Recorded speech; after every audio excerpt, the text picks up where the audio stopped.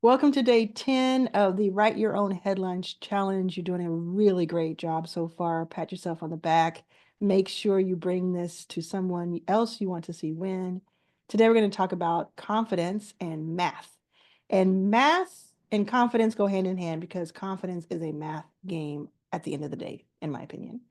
It is about rejection, it is about risk, and it's about calculated efforts. So if you get told no multiple times for something, if you're talking about an offer you have, a project you're working on, if you're hearing no from different people, that means you're working on something pretty audacious and you're hoping to get some no's so that you can get to the yes. I say every no gets me closer to the next yes, so bring on the no's. Hearing no means you're doing something significant. You may not be challenging yourself enough if you're hearing yes at every turn. It may be life on easy mode. Now, if you think about your favorites, think about the Oprahs of the world, the LeBrons, the Kobe's, the Tyler Perry's, Beyonce's, all of that. What do their stories have in common? What does your favorite person's or your favorite celebrity, athlete, etc., have in common? They usually, almost in every case, have a series of no's that they faced, rejection that they faced, and then it became a hero's tale. It became, I persisted through something and I came out on the other side of it. So if you're in that right now, you're in the hero's tale. You're part of it. It's just part of the journey. I certainly have my own, and I faced a lot of no's, got a lot of rejection, still do, because that's part of the journey, because I have to get to those no's to get to the yeses. So to me, it is all a math game.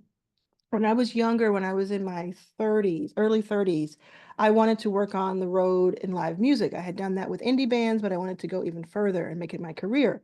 So I researched 100 production managers and production coordinators and tour managers, 100, and I emailed each of them a customized email and I asked to go on tour with them. 100.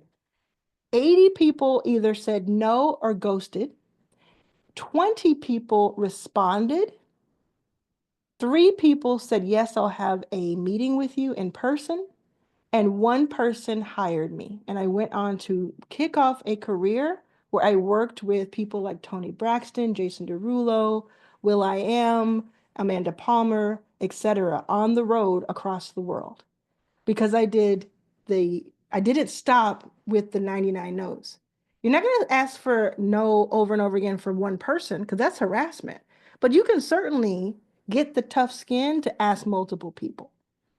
Now, what I want you to do if you're like making an offer and it's not working out, is I want you to get some fresh perspective. I want you to talk to a friend or a trusted person in your life, maybe even a coworker or co-founder, and I want you to run the offer by them and ask them for honest feedback. Don't take it personally. See what they're saying and see if they can give you some input that you can combine with your own judgment that will help you maybe tweak the offer, make it a little bit better, make it a little bit more interesting.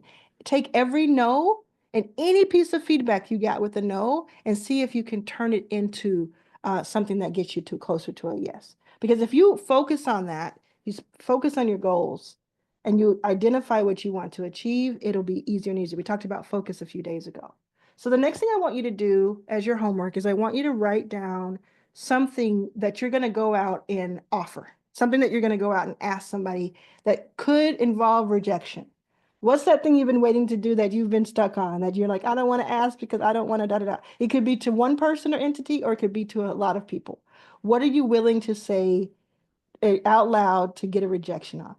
And you just might get a yes. You never know.